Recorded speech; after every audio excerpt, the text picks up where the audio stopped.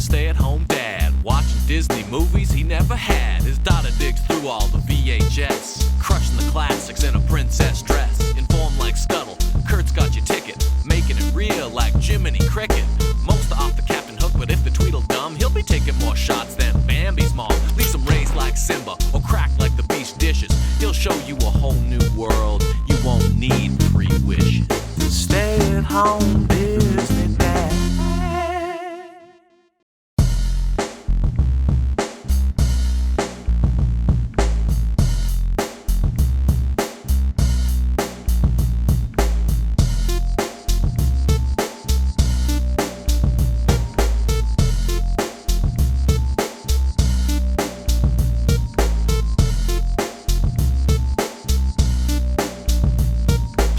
This is Prince and the Pauper. Pauper? Or Prince of the Pooper, as my daughter called it, and then proceeded to laugh for 17 minutes straight. And to be fair, when she said it, it was really f***ing funny, not a dry eye in the house. So I'm not 100% sure what this is, and it's super short, so I'm going to break my own rule, and I'm going to look this up before we hit play. Oh, wait, Wikipedia says, the film was released on November 16th, 1990s, the first animated short produced by Disney to accompany an original release of a Disney animated feature, accompanying the original release of Walt Disney Feature Animation's animated film The Rescuers Down Under, a sequel to the 1977 animated film The Rescuers. It was inspired by Mark Twain's 1881 novel of the same name. It was Disney's final use of the traditional ink and paint and camera process for a theatrical product before the CAP's digital ink and paint process rendered the traditional techniques and equipment obsolete. Some objects, such as the carriage, were created on computers before being printed out on paper and photocopied onto animation cells. The animation was given a watercolor look and based on Disney style from the late 30s. There, you're welcome. We press play. Let's start.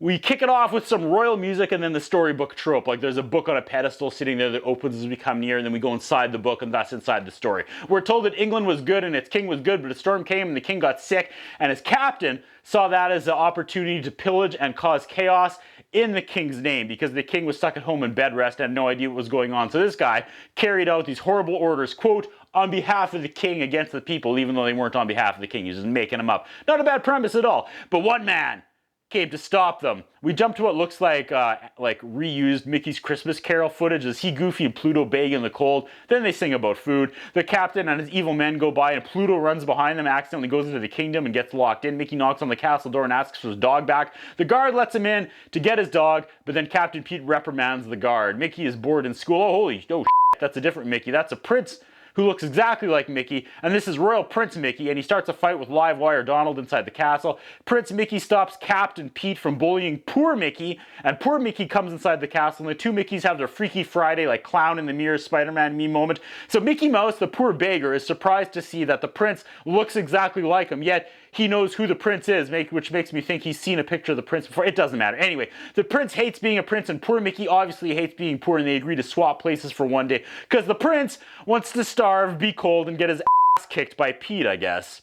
They switch places, and we're gonna get a poor Mickey. Okay, Prince Mickey puts on poor Mickey's clothes, crawls out the window, and immediately, legitimately gets his ass kicked by Pete. Great idea, Prince. I was gonna say, poor Mickey is about to have his fancy meal on the Titanic moment, right? Coming up here real quick. Or maybe, just maybe, hear me out, this salt of the earth boy could teach the upper class a little something about living and treating others as equals, regardless of class. We can only hope. Poor Mickey is getting dressed in royal garb and goes through his daily royal duties, and he bumbles them all. Prince, disguised as poor Mickey, sees the captain's cronies looting the poor, and he tries to stop them, but they don't believe he's the prince. He's really messed this up. He realizes, they're out here stealing in the king's name, and that's no good. Prince Mickey pulls out his royal ring to show everyone his royal ring, that he is the prince, and everyone's surprised, and they bow, all the townspeople, and he makes the looters return everything, but then Pete's henchmen show up, and they try to stop and kill him, but the thankful townspeople run interference and help him escape. Poor dressed as Royal Mickey now has to go see the dying king. It's getting real. The king gives poor Mickey his Mufasa speech about taking over the kingdom, and the candle goes out. I think that means the king is dead.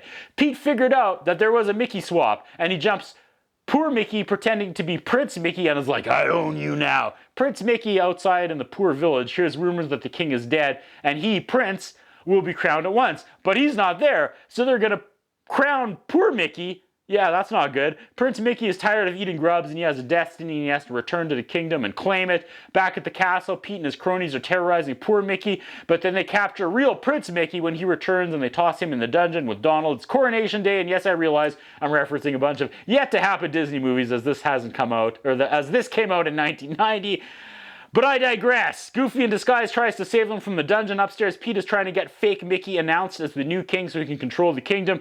Goofy frees Donald and Prince Mickey, and they're chased upstairs by the henchmen just as they're trying to crown fake Mickey, but Mickey's dodging it because he doesn't want the crown. He knows that isn't right. There's the big reveal. Mickey says, "Oh boy," which is wonderful. And then a fight is on between real Prince Mickey and Captain Pete. Pete gets his britches dropped, and he has the classic white boxers with red hearts. Humiliated. It's over, Pete. There's no coming back from that in a kid's movie. Prince Mickey becomes King of England like the real one, and everyone sings, and then Mickey holds a note for way too long and everyone else stops singing and they're annoyed. And that came out of nowhere, and it was really funny and shines a light on how ridiculous musicals actually are when you really think about it. And we come out of the storybook and we have credits, and the credit song is awesome. That's what I think about. What do you think? What we have is a concern about Curtis Anderson. His interviewing style is not the best. His personal appearance is not the best. I was wondering if the man has some kind of a hold over the channel that he's allowed to be employed for so long with the standards of journalism and personal appearance that he has. Thank you.